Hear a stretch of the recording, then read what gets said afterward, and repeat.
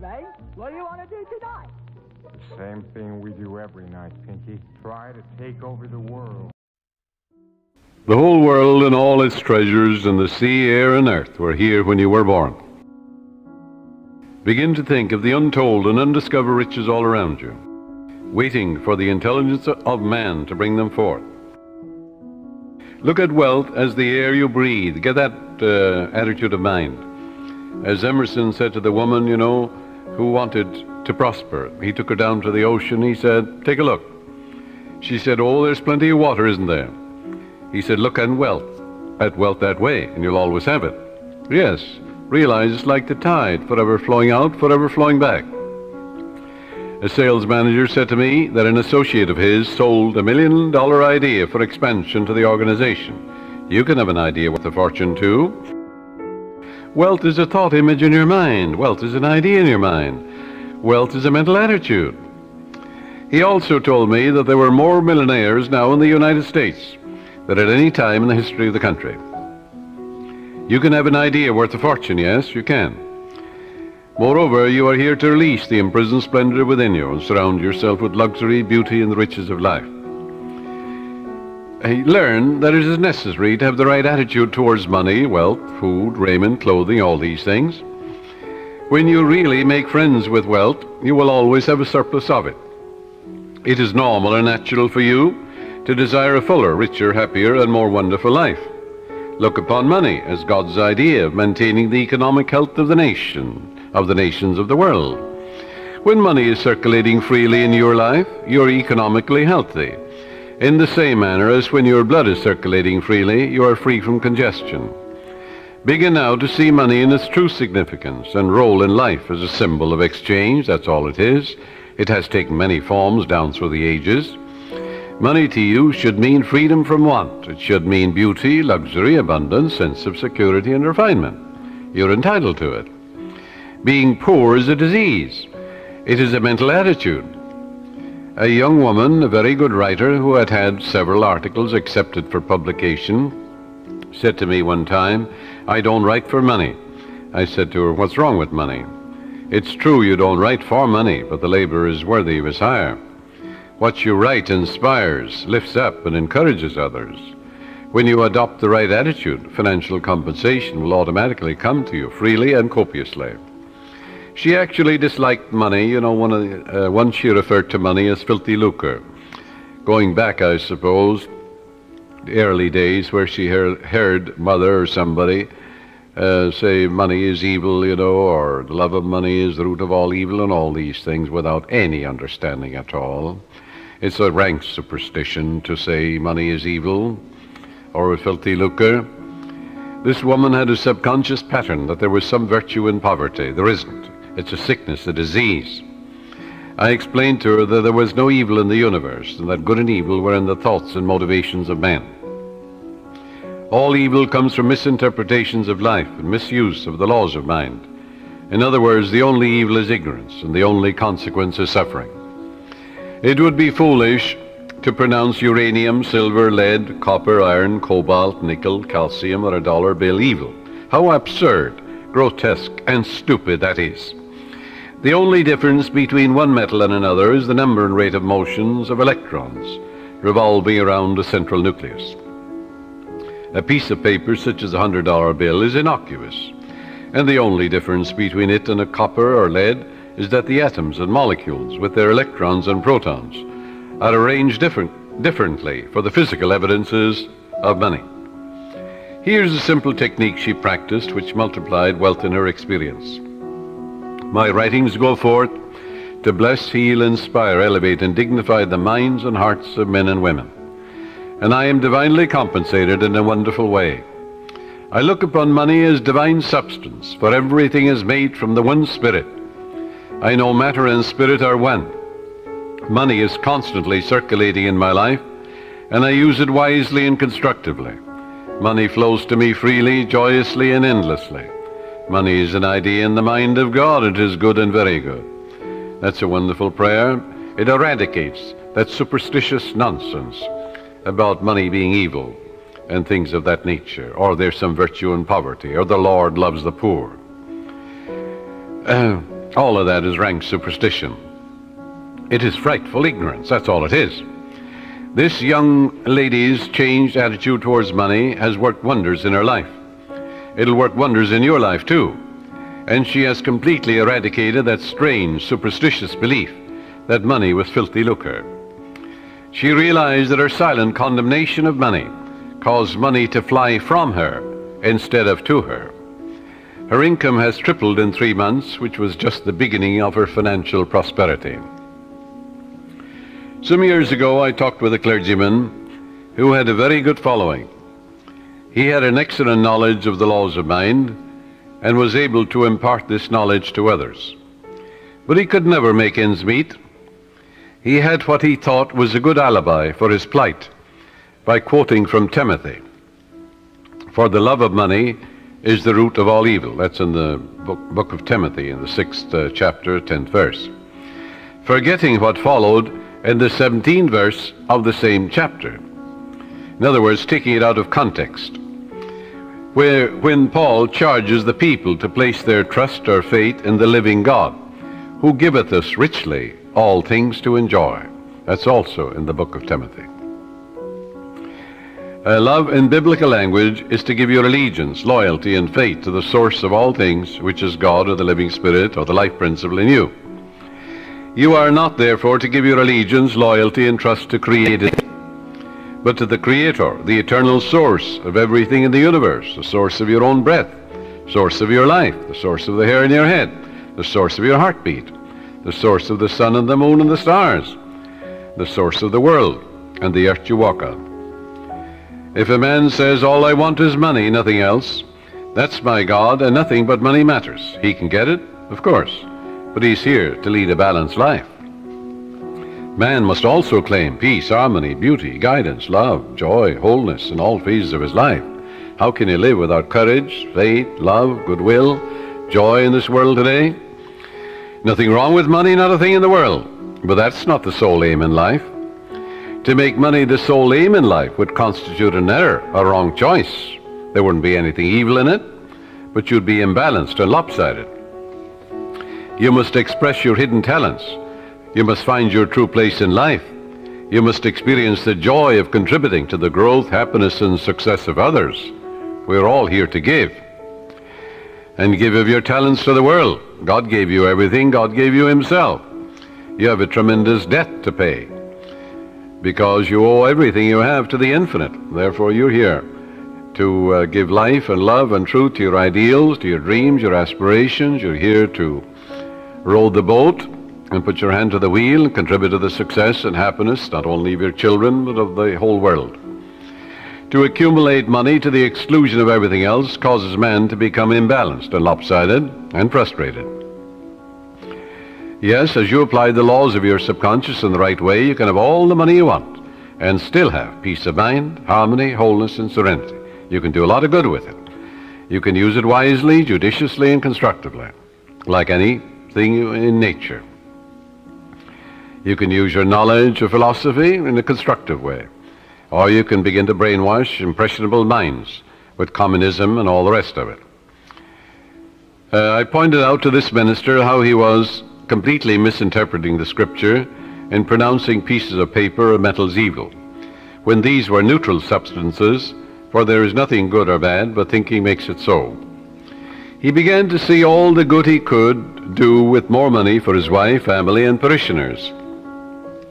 He changed his attitude and let go of his superstition. He began to claim boldly, regularly, and systematically, Infinite Spirit reveals better ways for me to serve.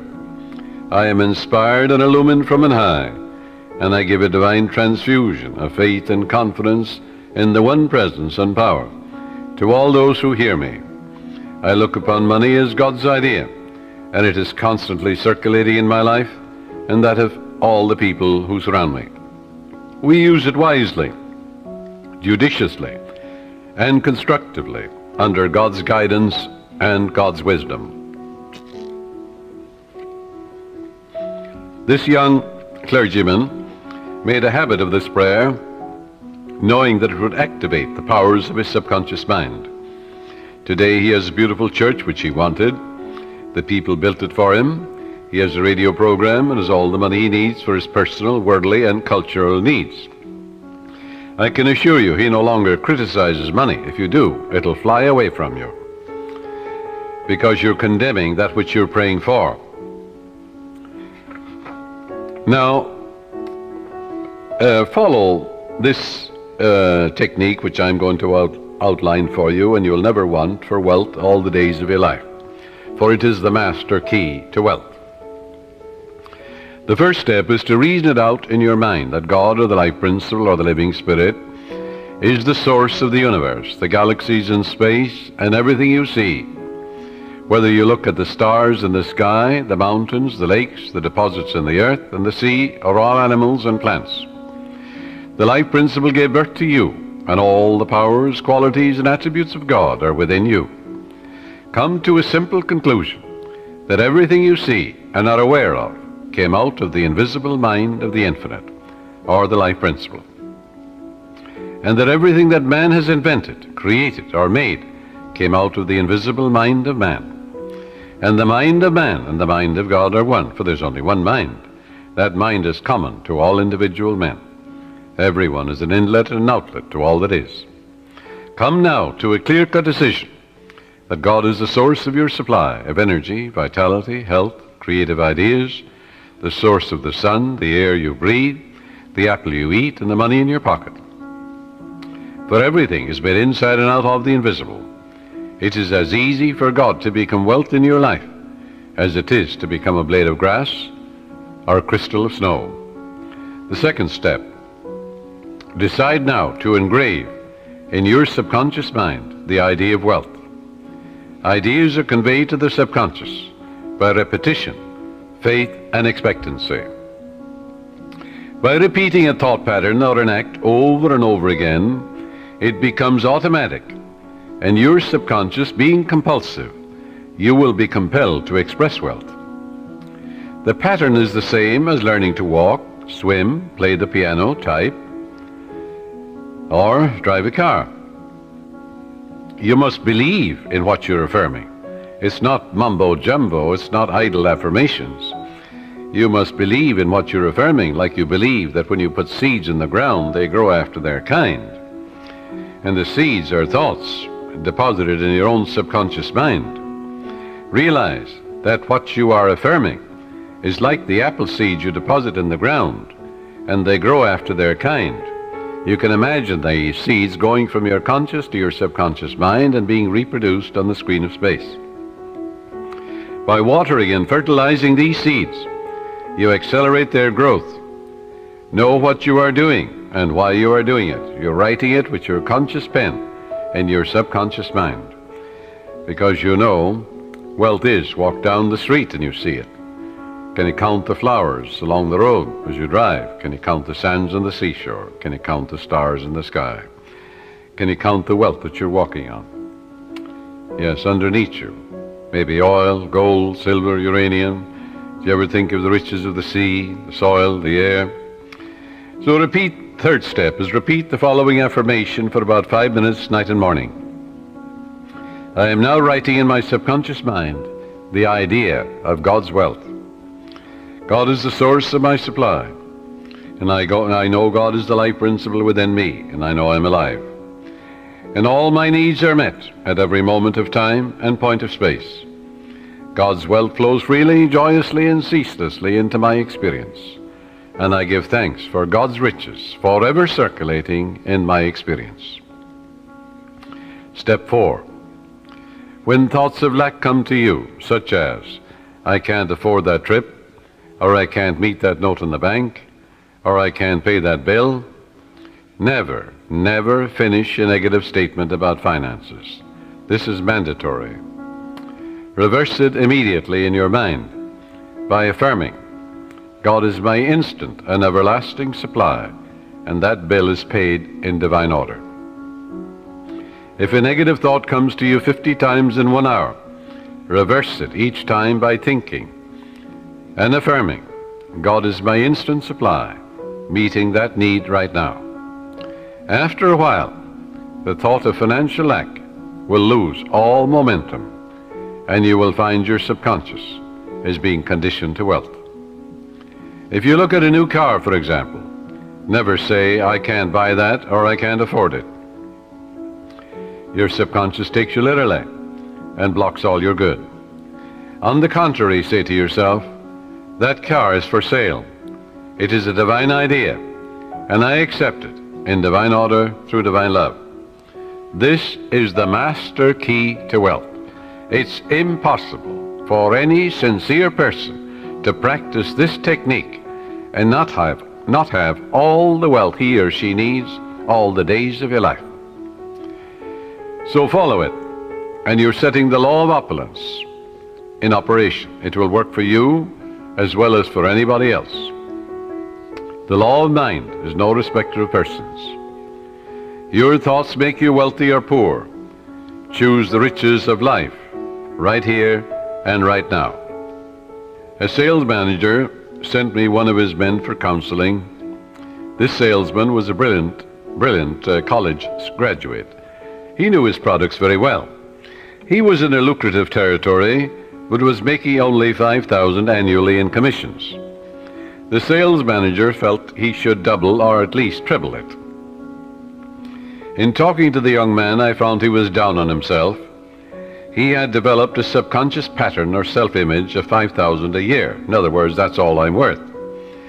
He said that he had been born in a poverty-stricken home and that his parents had told him that he was destined to be poor. His stepfather had always told him, you'll never amount to anything, you're dumb, you're stupid.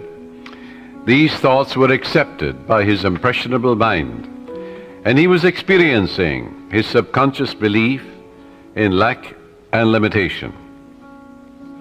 I explained to him that he could change his subconscious mind by feeding it with life-giving patterns.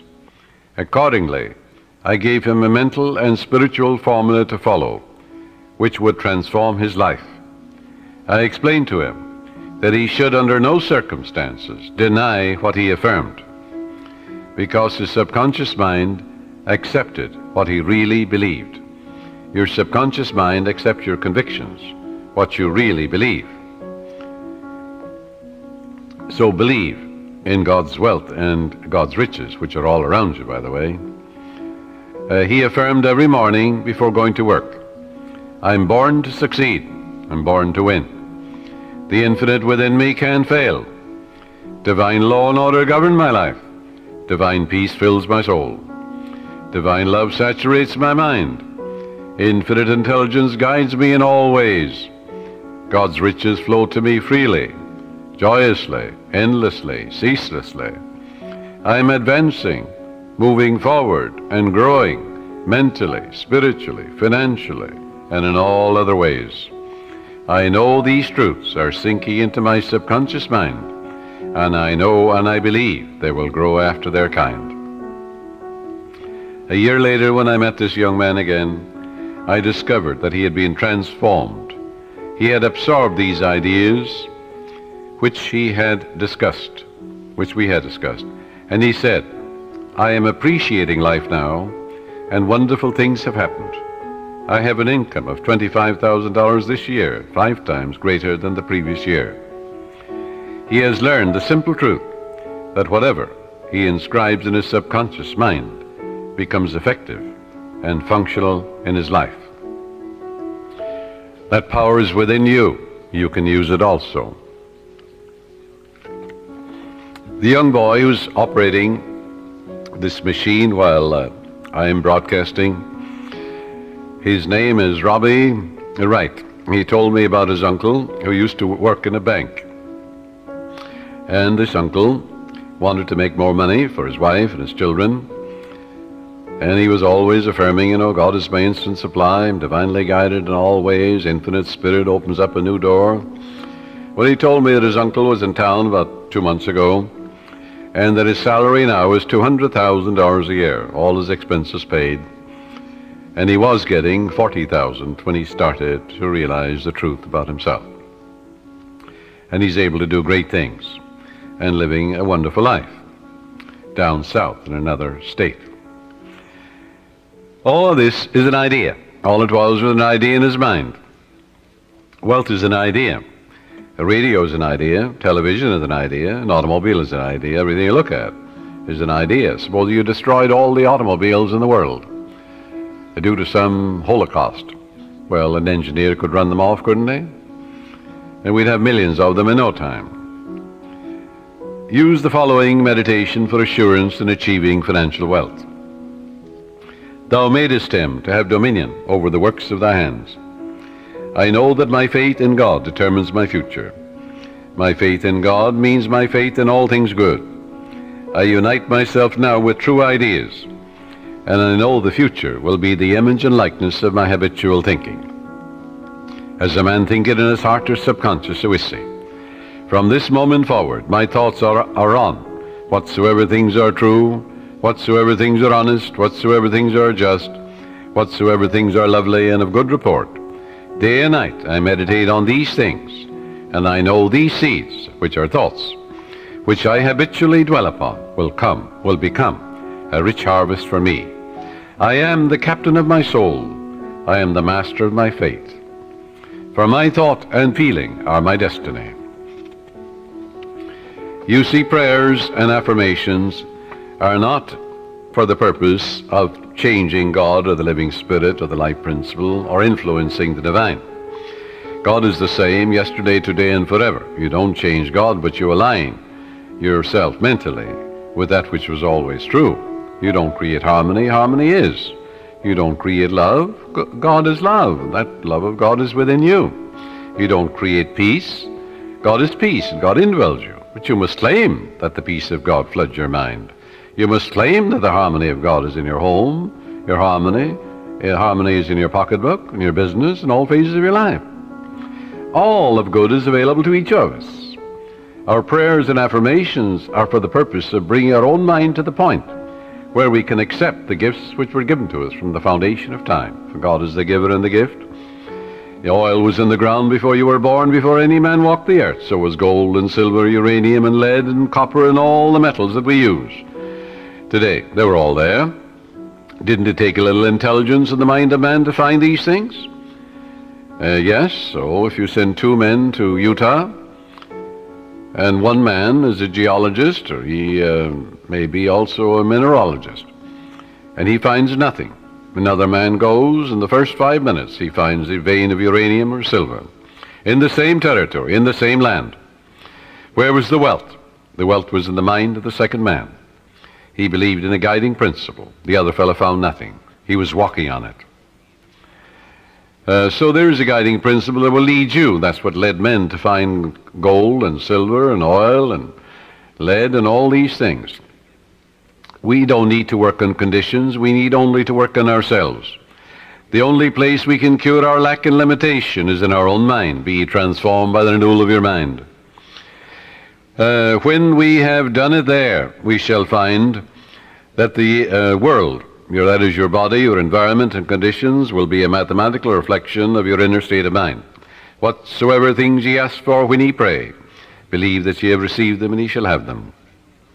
That is the basis of all successful prayer, whether for the healing of our bodies, for prosperity, success, for achievement, or for material benefits. Once you convince your deeper mind that you have the thing you want, it will proceed immediately to bring it to pass. You might say to me, how can I convince my deeper mind, my subconscious, that I have riches or any other good thing, when my common sense tells me that bills are piling up, creditors are after me, the bank is calling up to pay for the mortgage and for the money I owe and so on. You can't. If you keep thinking about debts and obligations and how much you owe, you'll only magnify your misery. But here is a truth about the laws of your mind. Your deeper mind accepts as a fact whatever you repeat to it in convincing tones, often enough, just the same as you learn to walk. You had a thought pattern, an act, whether it's swimming or walking or playing tennis or golf, and you repeat it over and over again. You knew what you were doing and why you were doing it. You want to learn to walk, you want to learn to dance, you want to learn to swim.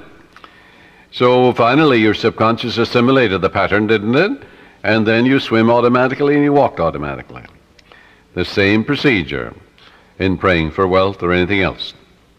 Once your subconscious accepts the statement as a fact, it proceeds to do everything possible to bring riches to you. Now that's the whole purpose of affirmations, so that you convince yourself of the truth of that which you affirm. Then your deeper mind will bring these things to pass. Many men say to me, I got an affirmation from someone, and it said, I am rich and prosperous now, I am successful, and I'm very wealthy. That affirmation, he said, succeeded in making me much more aware of my need, because, you see, he believed more in poverty and lack than he did in the riches all around him. So I explained to him, I said, you must turn away from that pattern and come back, change your belief. Your subconscious accepts what you believe. I said, look around you and realize that God created you and the whole world. It's an invisible spirit within you. Everything is made inside and out of it.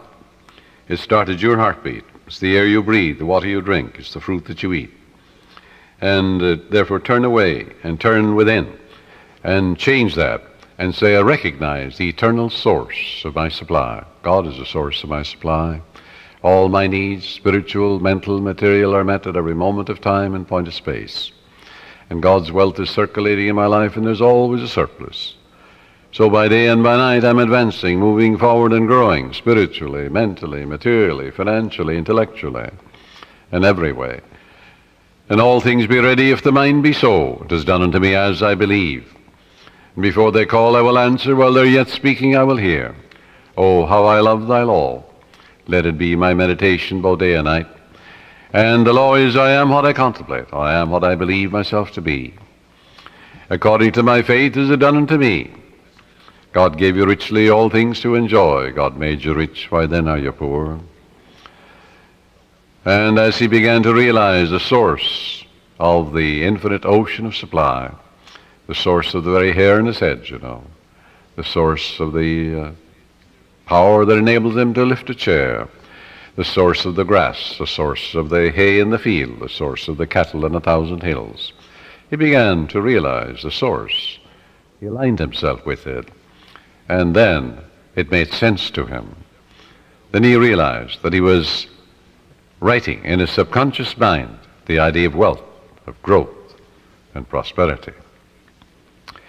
He changed his belief to a belief in the riches, the endless riches all around him, instead of poverty, which was a false belief in his mind. Don't you know there's enough fruit rots in the tropics to feed all humanity? Nature is lavish, extravagant, bountiful. God gave you richly, yes, all things to enjoy. These things, he said, I've said unto you, that my joy might remain in you, and your joy might be full. Heretofore you've asked for nothing, now ask, that your joy might be full. And I am come that you might have life, and have it more abundantly. Heretofore you've asked for nothing, now ask, that your joy might be full. But to ask, you see, in the Bible is to claim. And as Paul says, you claim it boldly, but you know what you're doing and why you're doing it. So if you have a lot of debts and obligations, a lot of bills to pay, don't worry about them. Turn to the source, which is endless. Remember the farmer, what he says to you. He says, well, I don't worry about the weeds. The grain is growing, and it will kill all the weeds. That's what the farmer tells you. Likewise, as you focus on your good, on guidance and right action, and the eternal source of your supply, whether it is mental or spiritual or financial you need, there's but one source, not two. And as you turn to it and give thanks for that endless supply, then all the weeds will be killed. Thoughts of lack and limitation will die in you, and God will multiply your good exceedingly. Joy into your life. Pray for joy by claiming it. The joy of the Lord is my strength, the Bible says. Repeat that to yourself, and after a while, you'll be amazed what will happen to your bloodstream and to the general circulation. Don't keep analyzing it or gritting your teeth about it. Just know that joy is the elan of life, the expression of life. Don't work like a horse at it.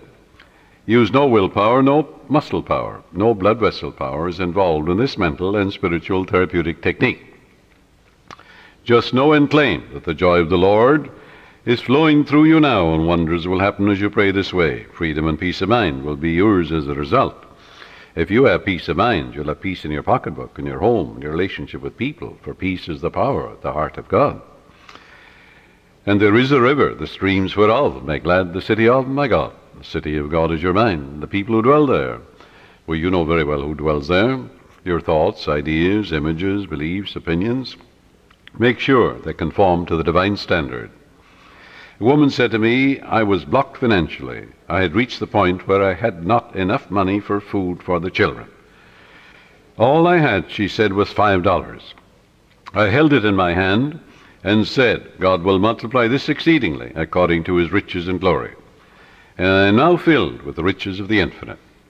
All my needs are instantaneously met now on all the days of my life. All right, she believed that. It wasn't idle words. You don't gain the ear of God by vain repetitions. No, you must know what you're doing and why you're doing it.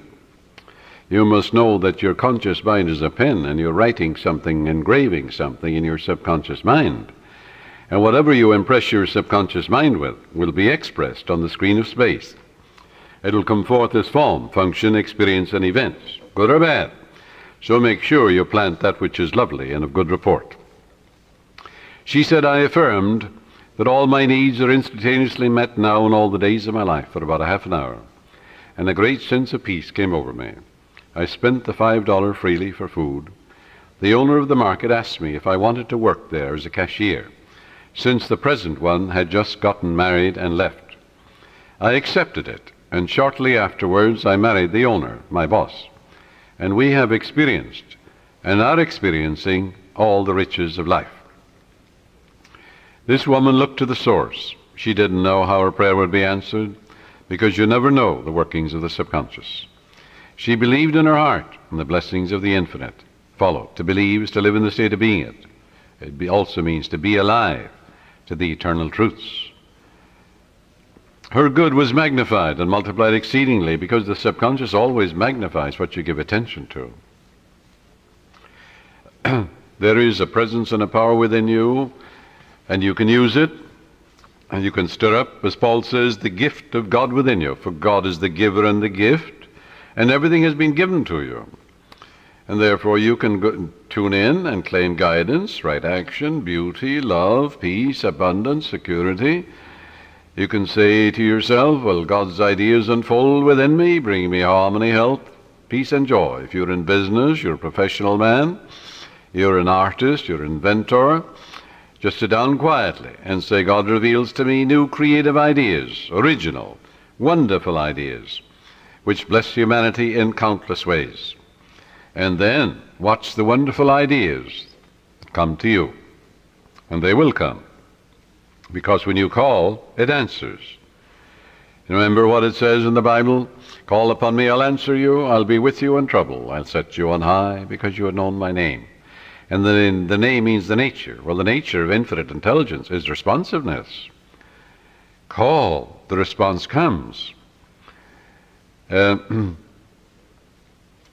Constantly affirm, feel and believe that God multiplies your good exceedingly, and you will be enriched every moment of the day, spiritually, mentally, intellectually, financially, and socially, for there's no end to the glory of man for his daily living. Watch the wonders that will happen as you impress these truths in your subconscious mind. As you listen to this tape, this cassette, let these truths sink into your subconscious, and they will, and they are. And you're engraving them. And the more often you do this, well, the quicker you will impregnate your deeper mind. You'll experience a glorious future in a financial way, in every way too. Watch your thoughts. Never talk about economic lack and limitation. Never talk about being poor or in want. It is very foolish to talk to your neighbors or relatives about hard times, financial problems, and like matters. Count your blessings. Begin to think prosperous thoughts. Talk about the divine riches present everywhere. Realize that the feeling of wealth produces wealth. When you talk about not having enough to go around, and how little you have, and how you must cut corners and eat the cheapest meat, these thoughts are creative, and you are only impoverishing yourself. Use the money you now have freely. Release it with joy, and realize that God's wealth flows to you in avalanches of abundance. Look up to the source. As you turn to the divine presence within you, the response will come.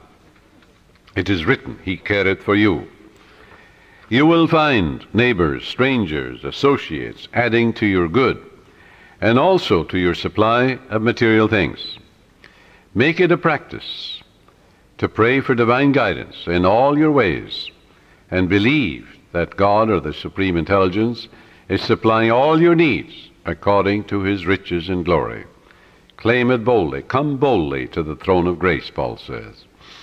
And grace, when it's removed from its mystique, is simply the mathematical, orderly reflection of your habitual thinking and imagery. In other words, there's supreme intelligence that responds to your conscious thinking and imagery. Pray for divine guidance, therefore, in all your ways.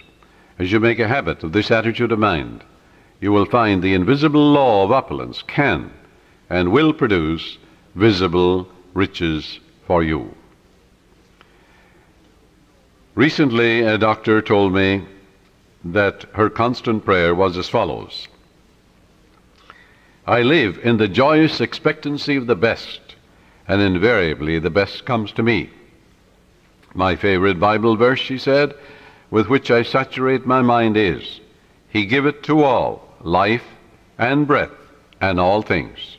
That's from the book of Acts, 17th chapter, 25th verse.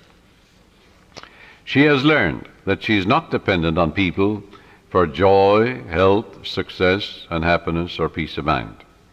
She looks to the living Spirit Almighty within her for promotion, achievement, wealth, success, and happiness. Whosoever trusteth in the Lord, happy is he. That's from the book of Proverbs, 16th chapter, 20th verse. Contemplate promotion, success, achievement, illumination, and inspiration, and the Spirit of the Almighty will move in your behalf, compelling you to express fully what you meditate on. Let go now and permit the infinite riches of the Infinite One to open up new doors for you. Let wonders happen in your life. In prayer therapy, avoid struggle and strain. Don't try and force things. How could you add power to omnipotence? Can you make a seed grow? You can't. Plant it in the ground. It will grow. The oak is in the acorn. The apple is in the apple seed. The archetype or pattern is there, but you must deposit it in the soil where it dies, undergoes dissolution, bequeaths its energy to another form of itself. Spiritual-minded man, he looks at an acorn, he sees a forest, Yes, that's the way your subconscious works. It magnifies your good exceedingly. So avoid strain, since this attitude is indicative of your unbelief. If you're worrying and fearful and anxious, well, that inhibits your good. That brings about blocks and delays and impediments in your life. What does fear do? That which I greatly feared has come upon me. Reverse it. That which I greatly love comes into my experience. Love is emotional attachment. In your subconscious is all the wisdom and power necessary to solve any problem. Your conscious mind is prone to look at external conditions and tends continually to struggle and to resist. Remember, however, it is the quiet mind that gets things done. Quiet your body periodically. Tell it to be still and relax. It has to obey you. Your body moves as moved upon. Your body acts as acted upon. Your body has no self-conscious intelligence, no volition, no will. It moves as moved upon. You can play a melody of God on your body. When your conscious mind is quiet and receptive, the wisdom of your subconscious rises to the surface mind, and you receive your solution. A beauty parlor operator told me that the secret of her success was that every morning prior to opening her beauty salon, She had a quiet period in which she affirms, God's peace fills my soul, and God's love saturates my whole being. God guides, prospers, and inspires me. I am illumined from on high, and His healing love flows from me to all my clients. Divine love comes in my door. Divine love goes out of my door. All those who come into my salon are blessed, healed, and inspired. The infinite healing presence saturates the whole place. This is the day the Lord hath made, and I rejoice and give thanks for the countless blessings which come to my clients and to myself. She had this prayer written out on a card and reiterates these truths every morning.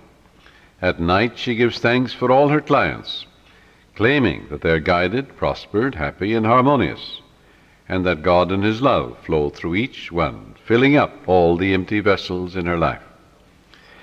She stated to me that following this prayer technique pattern, at the end of 3 months she had far more clients than she could handle, had to hire 3 additional operators.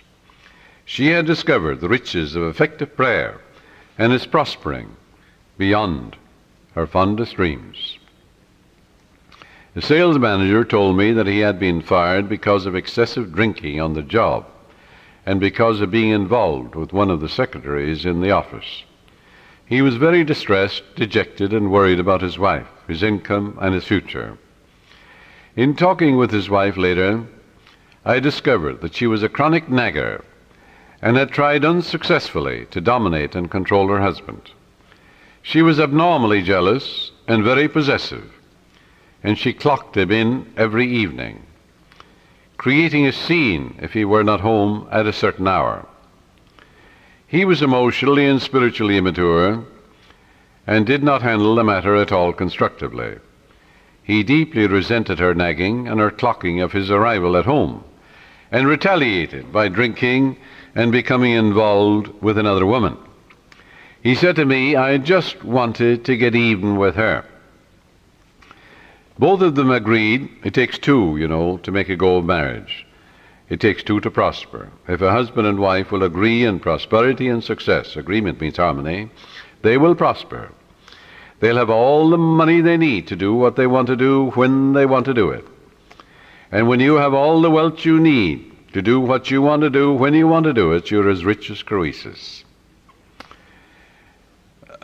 Both of them agreed to start a prayer process night and morning, realizing that as they prayed for each other, there could not possibly be any bitterness, hostility, or resentment, as divine love casts out everything unlike itself.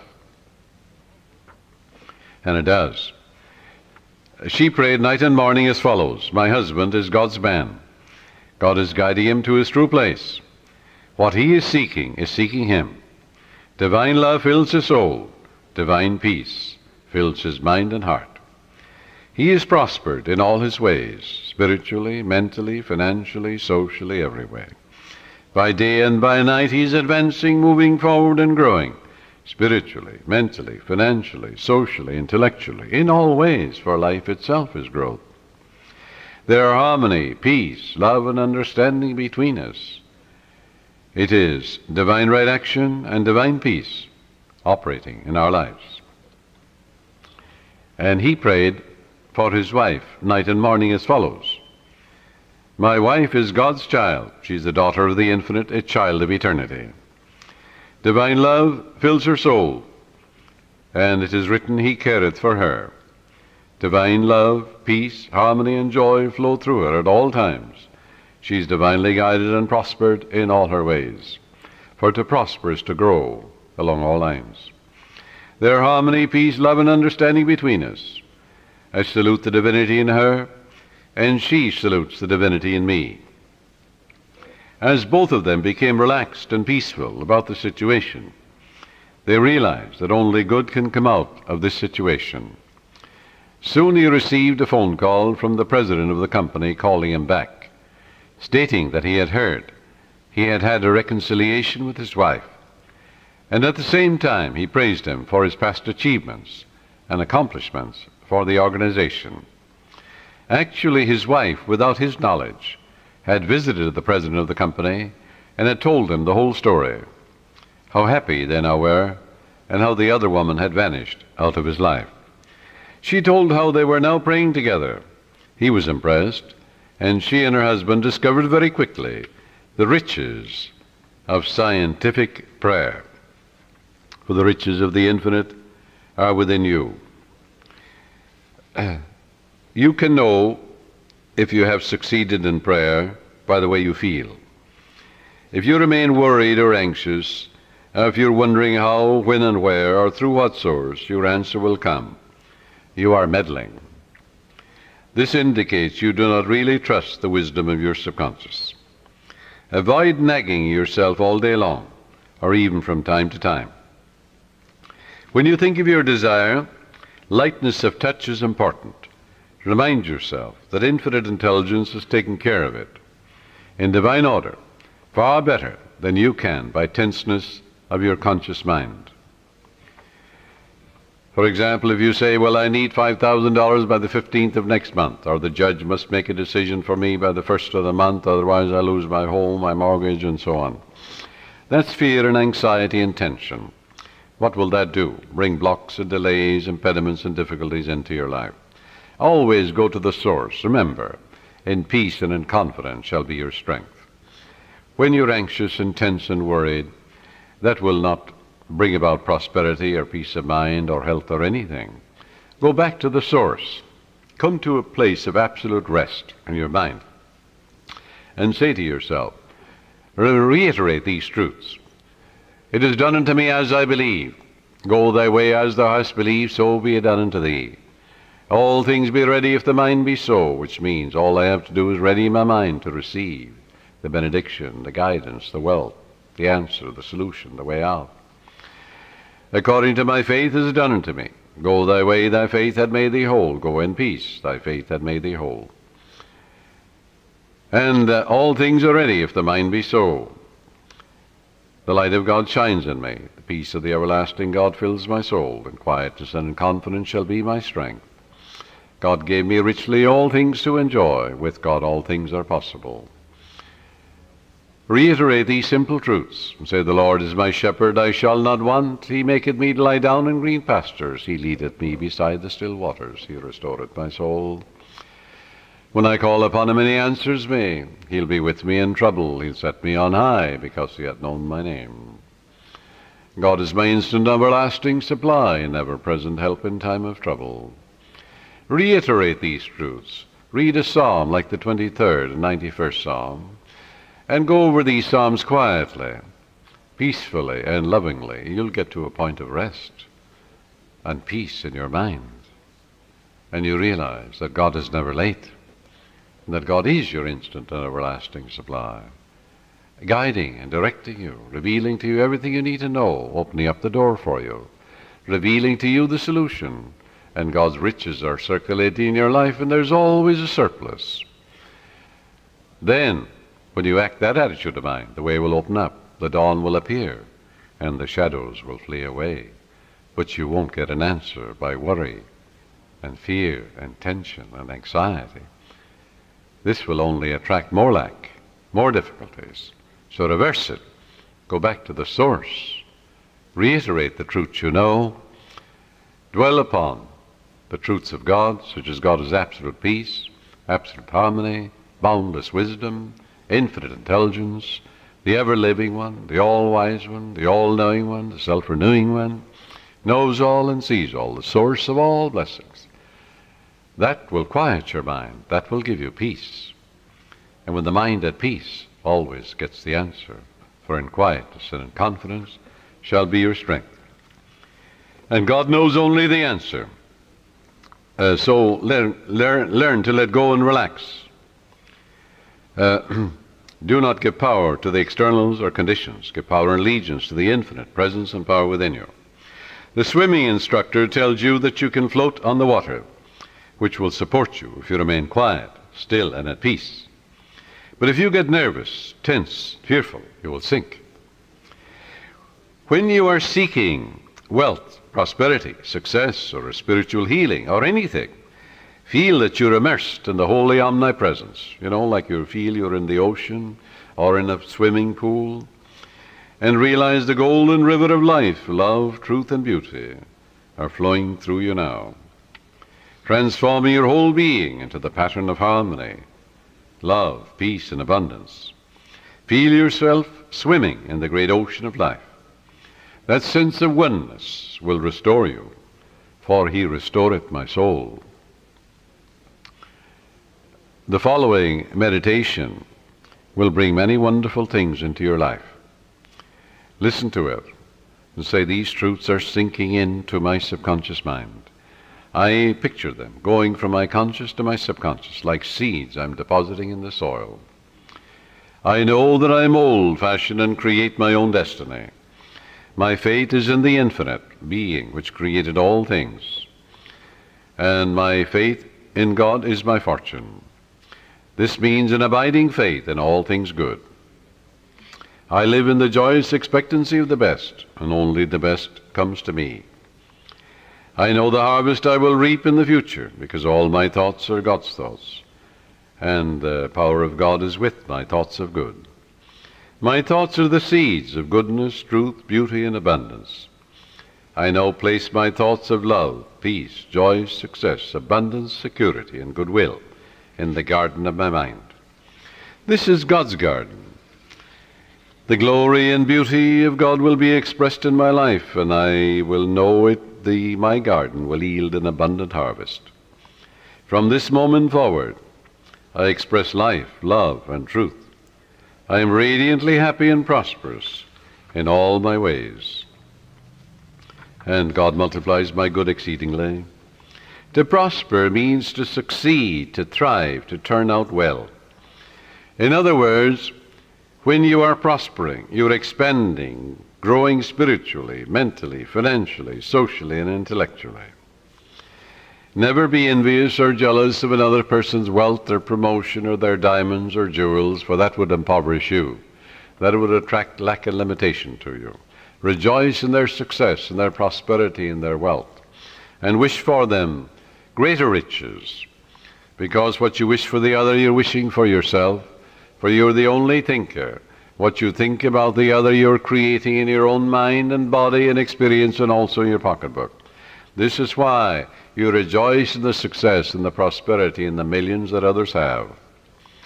In order to truly prosper, it is necessary that you become a channel through which the life principle flows freely, harmoniously, joyously, and lovingly. I suggest that you establish a definite method of working and thinking, that you practice it regularly and systematically every day. One young man who consulted me had experienced a poverty complex for many years, had received no answers to his prayer. He had prayed for prosperity, but the fear of poverty continuously weighed on his mind. And naturally, he attracted more lack and limitation than prosperity.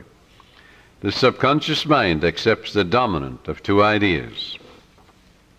Change your mind from belief in poverty, but begin to believe in God's riches, which are all around you. Infinite riches.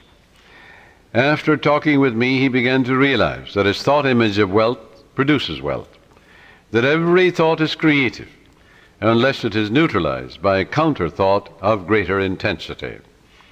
Furthermore, he realized that his thought and belief about poverty was greater than his belief in the infinite riches all around him. Consequently, he changed his thoughts and kept them changed. I wrote out a prosperity prayer for him as follows. It will benefit you. I know there is only one source, this is the prayer, the life principle, the living spirit, from which all things flow. It created the universe, and all things therein contained. I am a focal point of the divine presence. My mind is open and receptive. I am a free-flowing channel for harmony, beauty, guidance, wealth, and the riches of the infinite.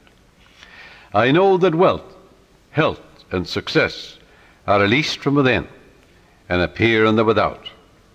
I am now in harmony with the infinite riches within and without. And I know these thoughts are sinking into my subconscious mind and will be reflected on the screen of space. I wish for everyone all the blessings of life. I am open and receptive to the divine riches, spiritual, mental, and material, and they flow to me in avalanches of abundance. This young man focused his thoughts on God's riches rather than on poverty, and made it a special point never to deny what he affirmed. Many people pray, for wealth, and they deny it an hour later. They say, I can't afford this, I can't make ends meet. They're making a mockery of their prayer. They're like the man that gets into a taxi in New York, and he's going to the airport, and on the way he says to the taxi driver, oh, take me back home, I forgot my passport. So he goes back. Then he said on the way again, oh, I better go to my club, I forgot my wallet. So the taxi driver takes him to his club. And he says, oh, I forgot some letters at my grandmother's. So off he goes to the grandmother. And he gives a half a dozen directions in a half an hour to the taxi driver. Finally, the taxi driver takes him into the police station because he realized he's mental. Well, now this is the way millions of people pray, even in the New Thought movement. They give a half a dozen directions to their subconscious mind in a half an hour or an hour. The subconscious is so confused and perplexed, it doesn't know what to do, it doesn't do anything. So it results in plain frustration. Frustration, it comes from frustrare, to deceive, to work for nothing. So you don't put a seed in the ground and then dig it up. Stop contradicting what you've affirmed. And that's the way people pray for prosperity. They're constantly denying what they're affirming. And they're making a mockery of prayer. So this young man focused his thoughts on God's riches rather than poverty, and he stopped saying, I can't afford, or I can't buy that piano, or I can't buy that car. He never used the word can't. Can't is the only devil in the universe. Your subconscious takes you literally and blocks all your good. Now, in a month's time, his whole life was transformed. He affirmed the above truths, which I just mentioned, morning and evening for about 10 minutes, slowly and quietly, engraving them in his mind, knowing what he was doing, believing what he was doing, knowing that he was actually writing down these truths in his subconscious mind, causing the latter to be activated and to release its hidden treasures. For the gold mine is in your subconscious, the diamond mine is there. It's the source of all the riches of heaven. Although this man had been a salesman for 10 years with rather dim prospects for the future, suddenly he was made sales manager at $30,000 a year plus prime benefits. Your subconscious has ways that you know not of. It's impossible to impregnate your subconscious mind with the idea of wealth and be poor. It's impossible to impregnate your subconscious with the idea of success. Good heavens, you are born to win, to succeed. The infinite can fail. You're born to triumph. Son, thou art ever with me, and all that I hath is thine. Let your prayer be, by day and by night I'm advancing, moving forward and growing. God gave me richly all things to enjoy.